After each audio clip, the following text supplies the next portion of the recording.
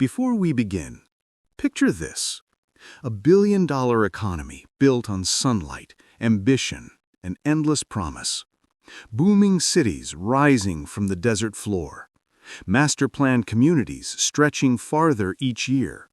A tech revolution taking shape in the middle of the American Southwest.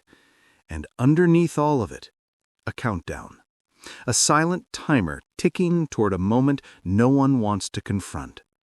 Because the very thing Arizona needs to survive, the resource that built its wealth, is disappearing faster than anyone expected.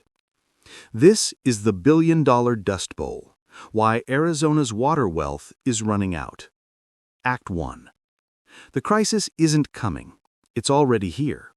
But most people driving through Phoenix, Scottsdale, or Buckeye don't notice it. On the surface, everything looks normal. Sprinklers run at sunrise, golf courses glow bright green, developers announce new neighborhoods every month. But behind that illusion, the state's water system is unraveling. Lake Mead, America's largest reservoir, is hovering around 1/3 full. Lake Powell, the reservoir feeding it, sits only slightly higher. Together, they represent the heart of the Colorado River system and the heart of life in Arizona. But that river system is now at roughly 40% of its total capacity. These are not drought numbers. These are collapse numbers. Scientists warn that the Southwest is living through a 1,200-year megadrought, the driest period in recorded history. And it's accelerating. Snowpack is shrinking. Temperatures are rising.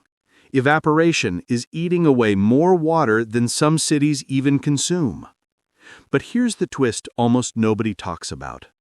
A 2020 groundwater study found that Arizona has pumped out more groundwater than the entire storage capacity of Lake Mead. More water than the largest reservoir in the United States. Gone. Not from climate change alone, but from human decisions. A quiet, relentless pumping of aquifers that took thousands of years to form. And yet Arizona continues building. Building like none of this exists. Because to acknowledge the truth would expose something deeply uncomfortable. Arizona's water crisis isn't a natural disaster. It is a man-made one. Act 2. To understand how this happened, you follow the water. Arizona gets its water from 3 places: groundwater, the Colorado River, and smaller in-state rivers. But here's the part that defies logic. Nearly 75% of that water doesn't go to homes, cities, or industry. It goes to agriculture. And not just any agriculture. Water-intensive crops grown in one of the driest regions in the country. The biggest culprit? Alfalfa, a thirsty crop used for cattle feed that consumes enormous amounts of water. Federal data shows that hay and feed crops used nearly 1/3 of the Colorado River's entire flow. Think about that. 1/3 of a major American river, used to grow food for cows. In a desert. How is this even possible? The answer goes back to old water laws. Laws created in the early 20th century when the West had more water than people. These laws give agriculture first priority to water, meaning farms get guaranteed water deliveries before cities, industries, or new developments. The system was designed to protect rural farming communities during eras of abundance. But today, the river is shrinking, the climate is hotter, and the population is exploding. Yet the laws haven't changed. So when Colorado River deliveries drop, farmers simply switch to groundwater. They drill deeper, pump harder, and drain aquifers that cannot be replaced in any human lifetime. This is not a leak. It is a silent explosion beneath the state, an extraction so intense that land is physically sinking in parts of Arizona, a collapse that is invisible until it isn't. Act 3. While farms consume the most water, something else is pushing Arizona toward the edge even faster: migration. Arizona is one of the fastest-growing states in the country. Tens of thousands of people are moving in each year. Developers are building entire new cities, especially around Phoenix, Buckeye, Queen Creek, and Casa Grande. But here's the part almost no one understands. Many of these new developments rely entirely on groundwater, not river water, not renewable supplies. They pump from aquifers that are already collapsing. To get approval for a new subdivision, developers must show a theoretical 100-year water supply. But theoretical doesn't mean sustainable. It doesn't mean the water is actually there. It means that on paper, using certain models, it might be there.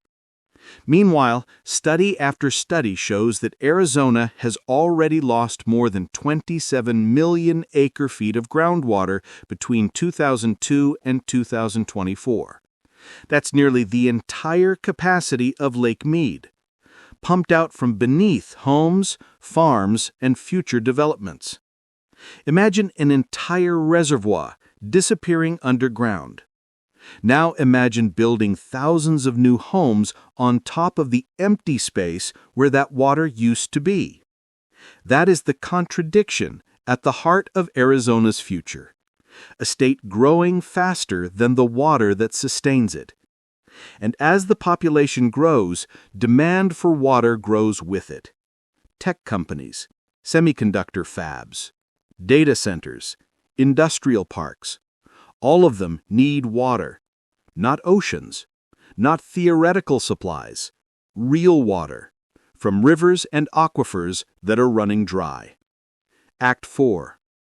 Here is the irreversible warning, the part few people want to hear. If Arizona continues down this path, the collapse will not start with running out of water. It will start with the economy. New housing developments may no longer qualify for water approvals. Builders will stop building. Home prices will skyrocket. Entire neighborhoods may find themselves without legal water access. Agriculture will shrink or collapse. Alfalfa, cotton feed, cattle feed, gone or severely reduced. Groundwater pumping will become restricted. Rural economies will suffer. As aquifers disappear, the land above them will continue sinking. Roads will crack. Pipes will break. Homes will shift and fracture. Insurance rates will rise or vanish. Hydropower from Lake Powell and Hoover Dam may decline to levels that can't sustain electricity generation. Energy prices will surge. Infrastructure will strain. And the state's billion-dollar tech boom, including semiconductor giants, may face an uncertain future. Because here is the economic truth no one can escape. Water used for agriculture generates less than $1,000 of economic value per acre-foot. But water used in cities, technology, and industry can generate up to $142,000 per acre-foot. Arizona is sending most of its water to the lowest value use during the worst megadrought in 1,200 years. Every year that imbalance grows. Every year the risk increases. Arizona's water wealth was never endless.